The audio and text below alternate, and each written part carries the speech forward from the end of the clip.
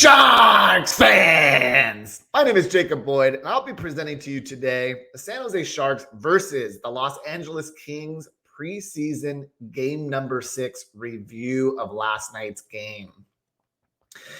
If y'all missed the game, I thought it was a great venue for hockey. Without being there, I heard loud chants from both teams on all the goals, but what was awesome to hear was a lot of "Let's Go Sharks" chants and "Beat LA" chants. So Sharks fans, you gotta love that.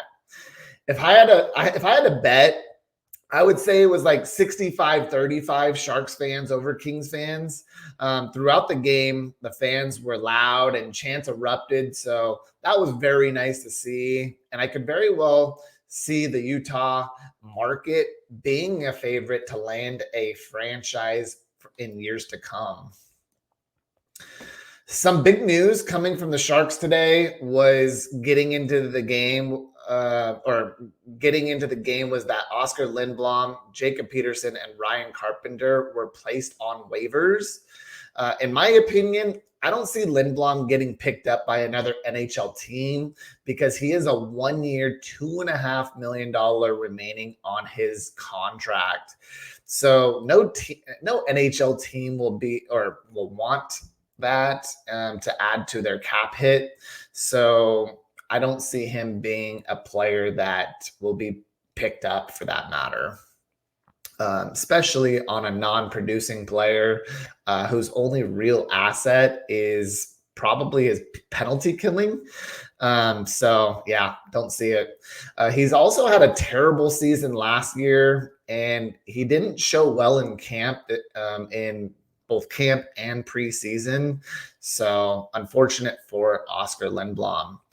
Next, they placed Jacob Peterson on waivers, and this is one that wasn't as clear cut, as Peterson did have some good moments, but just not anything that jumped out to, not only me, but Sharks fans and the coaching staff.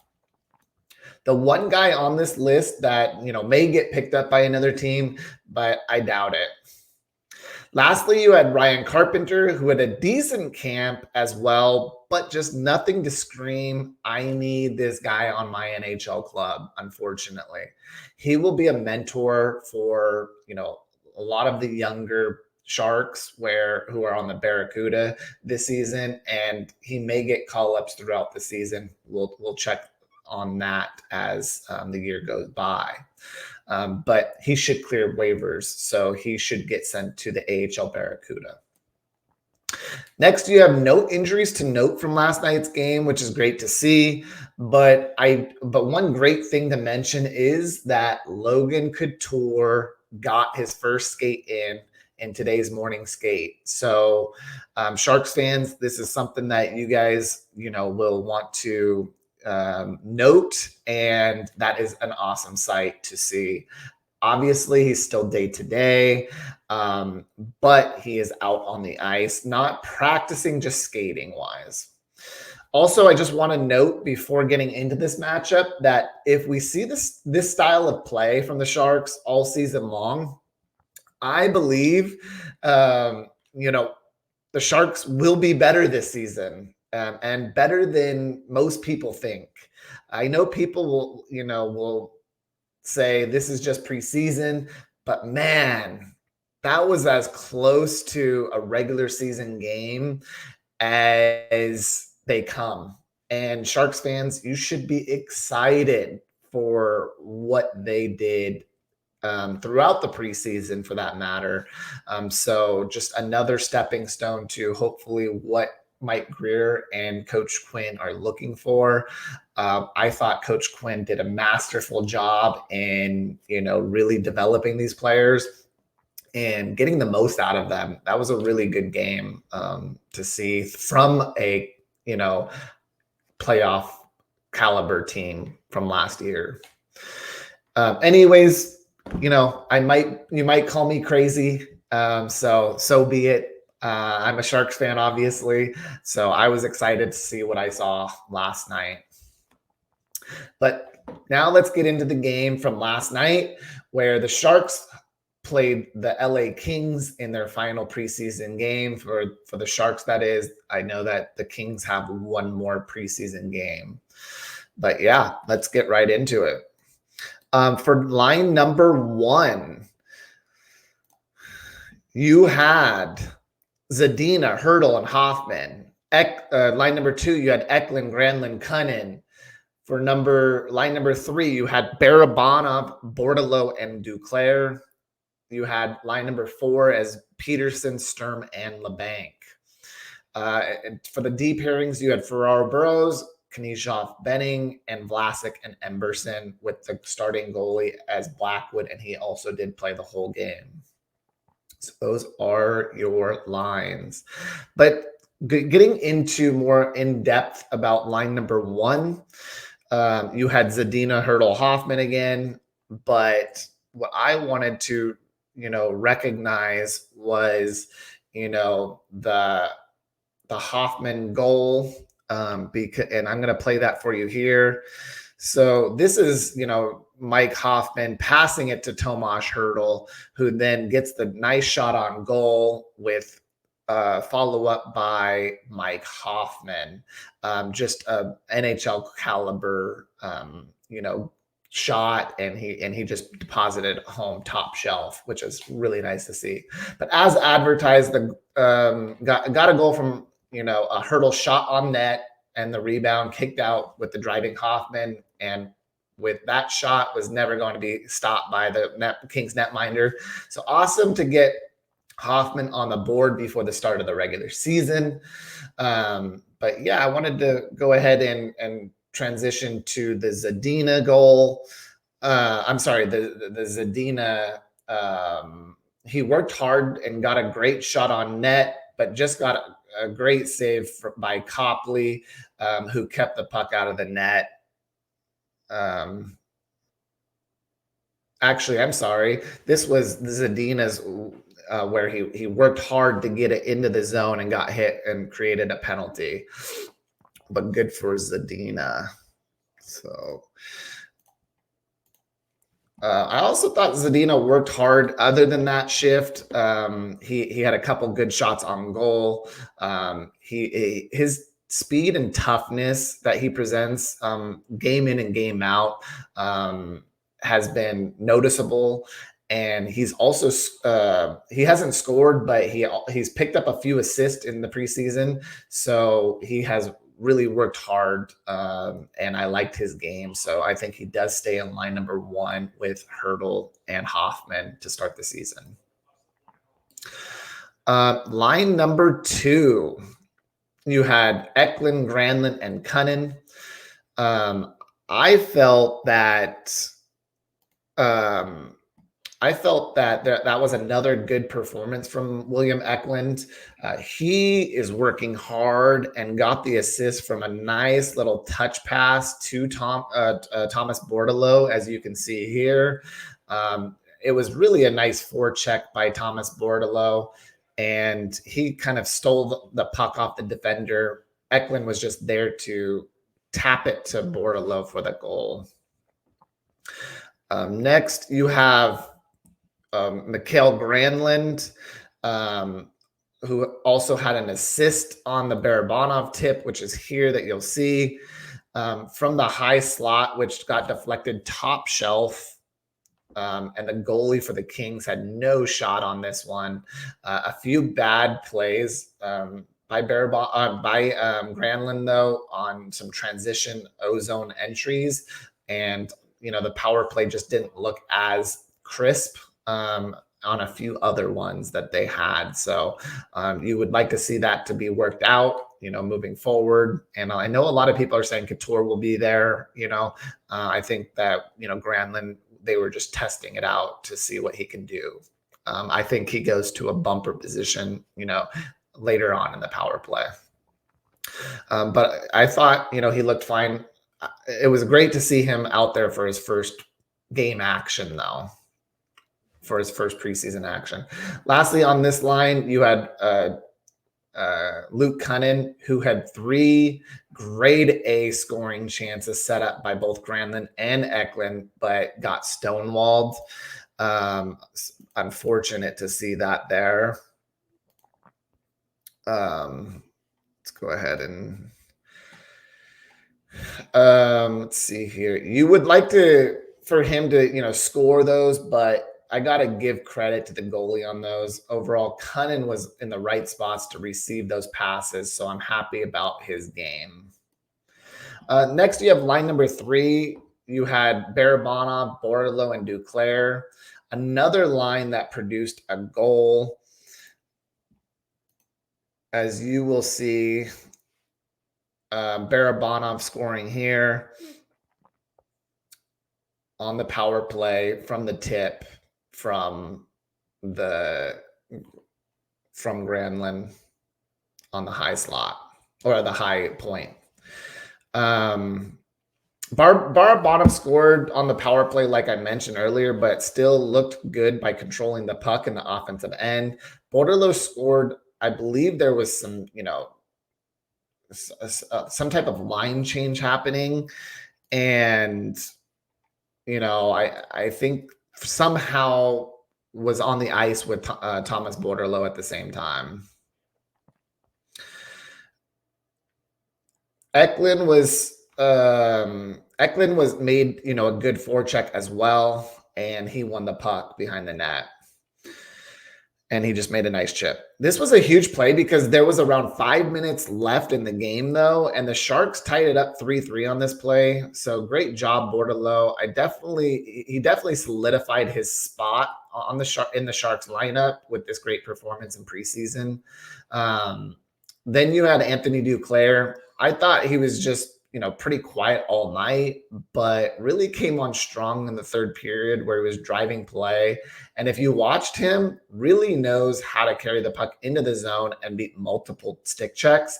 He is speedy and powerful, and I believe will have a big year. Mark my word, Sharks fans. Line number 4, you had Jacob Peterson, Nico Sturm, and Kevin Labanc. I thought the whole line was the worst line as a whole, not just because they were, on the ice for 2 goals, but being scored, but they got hemmed into their own zone on multiple occasions. I thought Sturm in particular lost on a bunch of puck battles that he normally wins. So I really only noticed a few of Labanc sightings when he tried getting a few shots on net, but they were deflected wide. He also showed up on the power play, but that power play didn't, produce anything because of bad ozone entries by other players other than Labanc. I'm not putting it on him. So he really didn't get a good look on those power plays. Overall, bad night for this line, though. You wanted to see a little bit more from them and didn't get it. As for the D pairings, you had D pairing number 1 of Ferraro and Burrows. I thought Ferraro made critical mistakes throughout the game where the Kings scored 3 different times on his line, and it was a direct reflection of how Ferraro played in all instances. One of the goals, Hoffman was behind our net. I'm going to go ahead and play that for you now. He kind of shoots it around the boards in the D zone, and he could have chipped it to Ferraro, but instead he went hard off the boards, probably because Ferraro wasn't talking to him. But here nor there, the puck rimmed all the way around to a Kings defender in Drew Doughty. Drew Doughty drove the right half wall, and Ferraro did a half-hearted, flyby,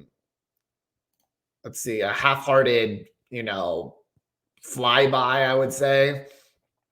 And Doughty just passed it cross crease, and Kopitar got his stick on it and scored.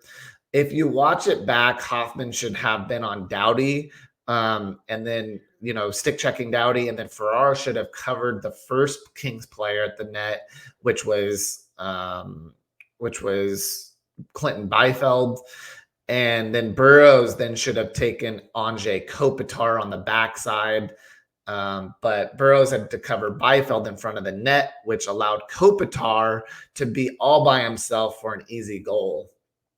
All in all, Ferraro was out of position. Then you had the Trevor Moore goal, which I want to show you here. And with the Trevor Moore goal, Ferraro tried to play, him hard on Trevor Morse and then slashes him, but then ends up breaking his own stick. Then after he breaks his stick, goes to the front of the net and leaves Moore wide open for a slot shot goal. But another horrible defending by Mario Ferraro. Not good to see. And then the last goal by the Kings, I'm going to show you here. It was a 3-on-3 play in overtime. And I just felt that Ferraro stepped up in the middle of the ice and he goes to block the shot from Kempe and understands this and just waits to and then Kempe just waits Ferraro out as he's moving to his left, and as he's moving fakes the shot and then creates a little bit of an angle and then shoots when Ferraro goes and to block the shot, and then Ferraro was just out of position again.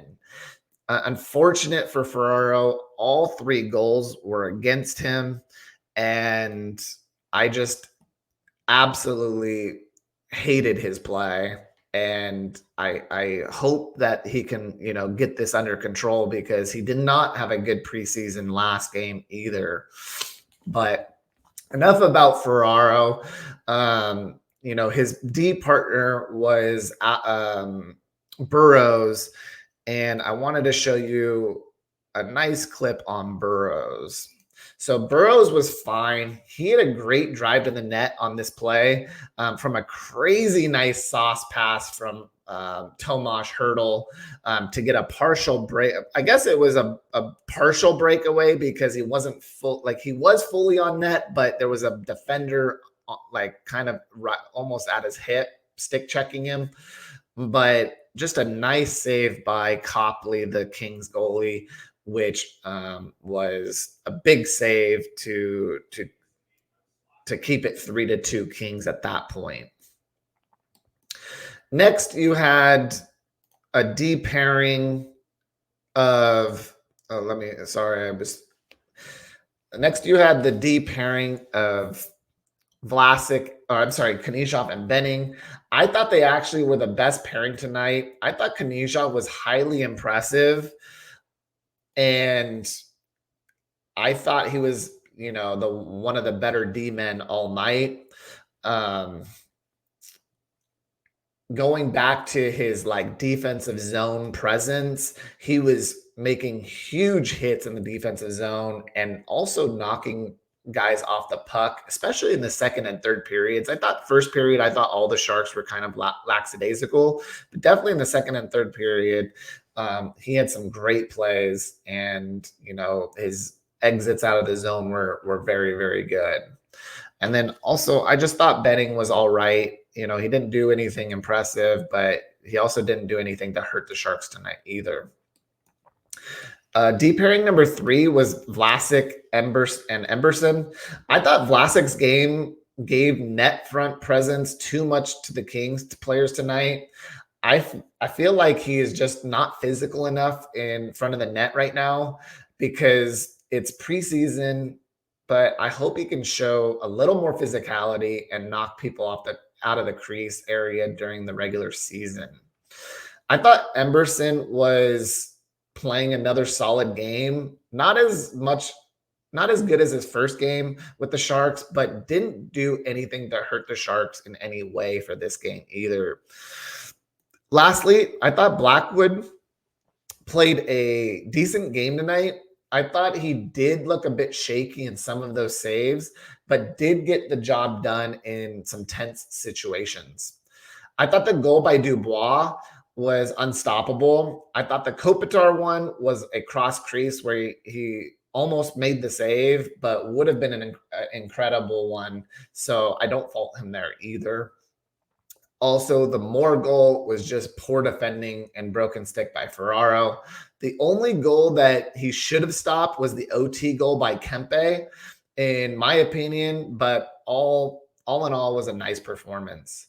I would still go with the Capo Kakinen as my starting goalie, though, for the season opener. I'm sure they will rotate from start to start and see who, can rack up some wins in a row for the Sharks. And whoever does that most likely gets the lion's share of the net. But if no one, takes it, then that's going to be a bad sign for Sharks fans. That means that the Sharks are going to be losing a lot of games, and you do not want to see that. In my closing statements, though, this was a as close of a regular season matchup or game as they get the pace of play, forechecking, back checking, hits along the boards, and just battles everywhere to try to win the each possession. So it was really a good back and forth kind of game. Nice to see.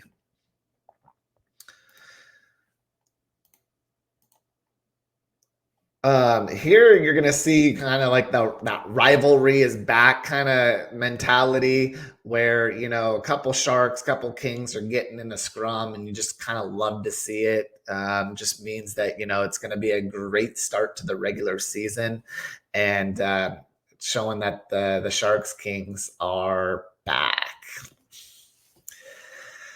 Super fun game though to watch, and I thought both teams, obviously had a good showing. Like I said, it was a back and forth affair where you had the Kings and Sharks striking back and forth for goals, where it had the Kings scoring first, then the Sharks countering with one of their own, and vice versa all night.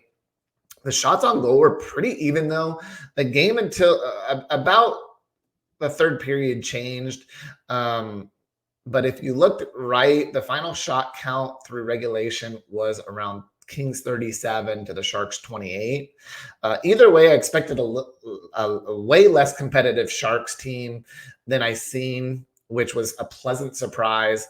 I rarely see that effort and compete level. And you didn't see that at all last year, I feel like. I mean, you did see it from time to time, but that consistency throughout the whole game, I thought the Sharks played well. Let's see here. Sharks fans could, almost guarantee they would give up a goal with 3 minutes or less last year. And it was almost a reoccurring theme. So Sharks fans, you actually got to see a comeback last night. And another overtime loss, though, which was unfortunate.